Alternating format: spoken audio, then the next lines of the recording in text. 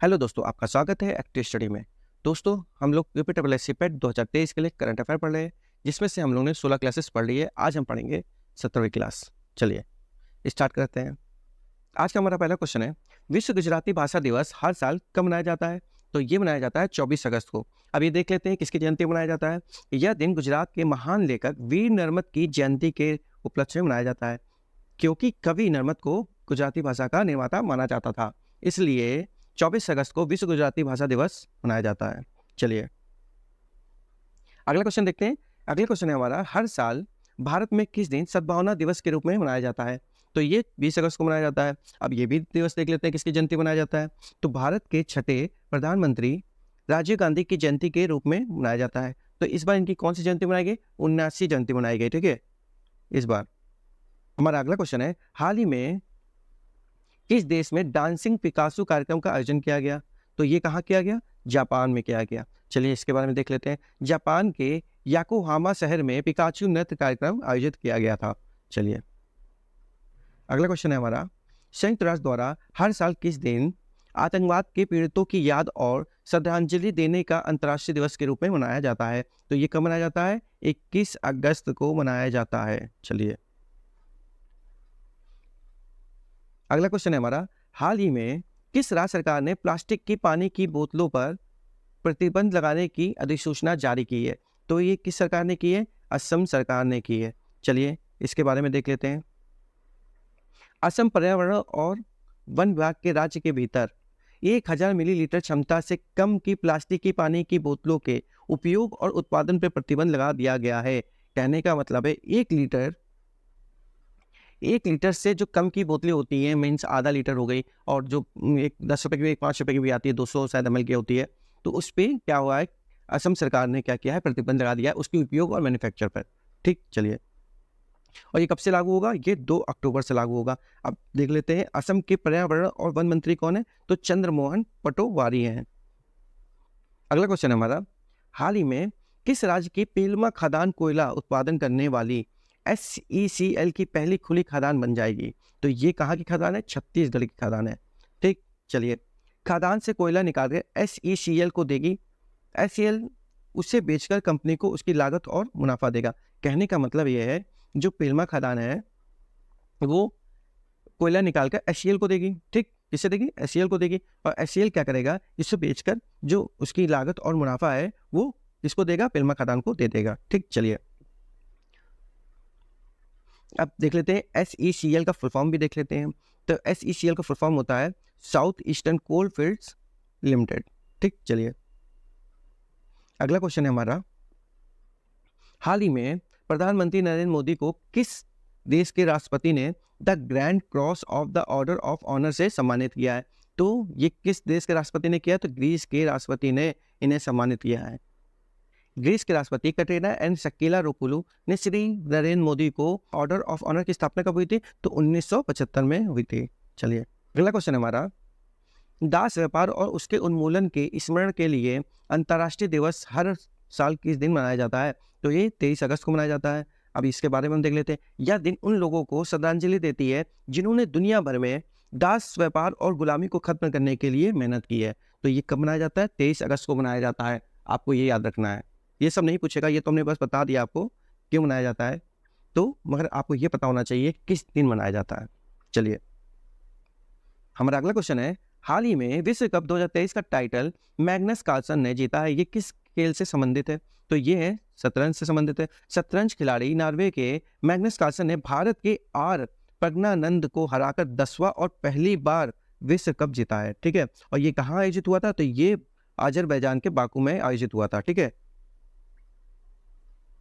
चलिए बढ़ते हैं अगले क्वेश्चन की तरफ। अगला क्वेश्चन है हमारा, किसने दादी प्रकाश मणि की स्मृति में हाल ही में एक डाक टिकट जारी किया है? किसने किया है? तो ये किया है राष्ट्रपति द्रौपदी मुर्मू ने किया है। ठीक है, चलिए इनके बारे में देख लेते हैं। राष्ट्रपति ने दादी प्रकाश मणि की स्मृति में एक डाक टिकट जारी किया है। ठीक, अब इनकी ये कब किया था? तो इनकी 16वीं पुण्यतिथि पर यह टिकट जारी किया था। ठीक है, चलिए अगला क्वेश्चन है, हाल ही में प्रोफेसर कल्लमपुड़ी राधाकृष्ण राव का निधन हो गया। वह किस क्षेत्र से जुड़े हुए थे? तो ये देख लेते हैं किस क्षेत्र से जुड़े हुए थे। तो इस सांख्यिकी से जुड़े हुए थे।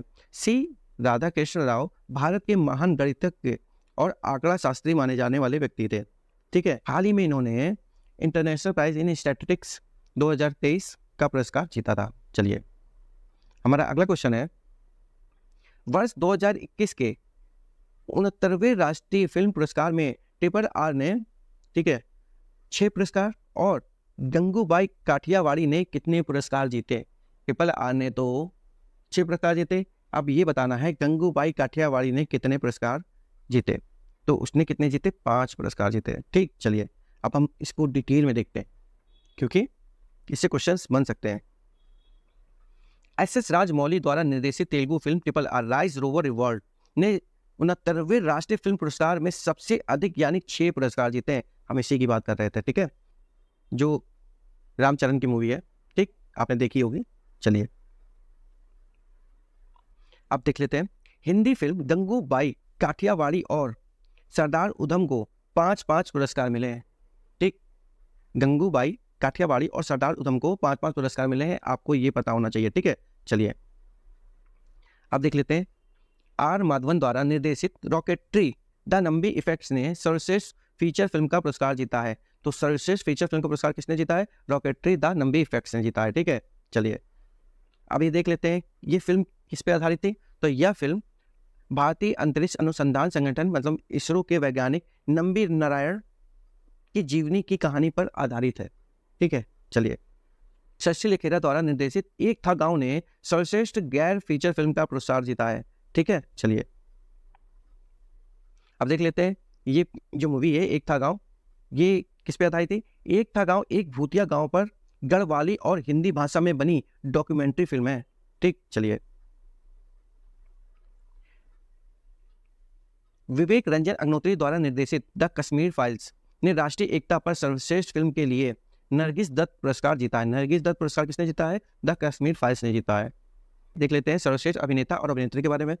तेलुगु अभिनेता अल्लू अर्जुन ने पुष्पा द राइज पार्ट 1 के लिए सर्वश्रेष्ठ अभिनेता का पुरस्कार जीता है और ये फिल्म आपने जरूर देखी होगी, उनको भी आप जानते ही होंगे। ठीक है, चलिए इसके साथ ही वह सर्वश्रेष्ठ अभिनेता श्रेणी के तहत राष्ट्रीय पुरस्कार जीतने वाले तेलुगु अभिनेता बन गए हैं। ठीक है, सर्वश्रेष्ठ अभिनेता कौन थे इसमें, इस फिल्म फेस्टिवल में?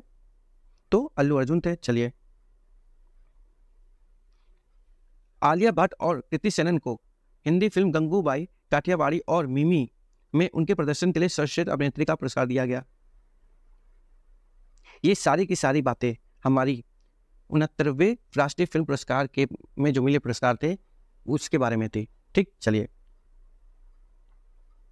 इतनी चीजें आपको पता होना चाहिए क्योंकि क्वेश्चंस ऐसा नहीं है से ट्रिपल आर के बारे में उठा लेगा या कुछ बारे में, इसमें से जितनी सारी चीजें हैं सारी की सारी जरूरी हैं, यहाँ से भी क्वेश्चन बन सकता है। चलिए हमारा अगला क्वेश्चन है, कौन सा देश चंद्रमा के दक्षिणी ध्रुव पर पहुंचने वाला दुनिया का पहला देश बन गया है? तो ये कौन बन गया है? भारत बन गया है।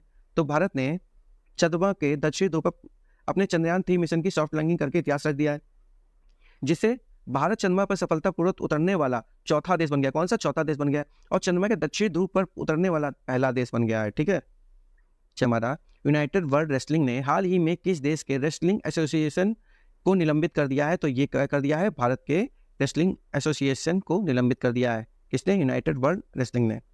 चलिए ये क्वेश्चन इंपॉर्टेंट हो सकता है, आपको पता होना चाहिए।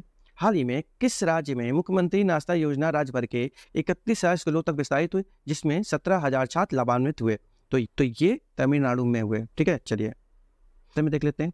तमिलनाडु के मुख्यमंत्री ने राज्य भर के सरकारी स्कूलों में मुख्यमंत्री नाश्ता योजना के दूसरे चरण की शुरुआत की। दूसरा चरण याद रखना है आपको। ठीक है, इस चरण के अतिरिक्त 31,000 सरकारी स्कूलों को कवर किया जाएगा। इस चरण के तहत कर लीजिएगा। ठीक है, 31,000 सरकारी स्कूलों को कवर किया जाएगा जिससे अनुमानित 17 लाख छात्र लाभान्वित होंगे। ठीक, तमिलनाडु सरकार द्वारा 15 सितंबर 2022 को ये योजना शुरू की गई थी। ये कब शुरू की गई थी? तो ये योजना 2022 में शुरू की गई थी।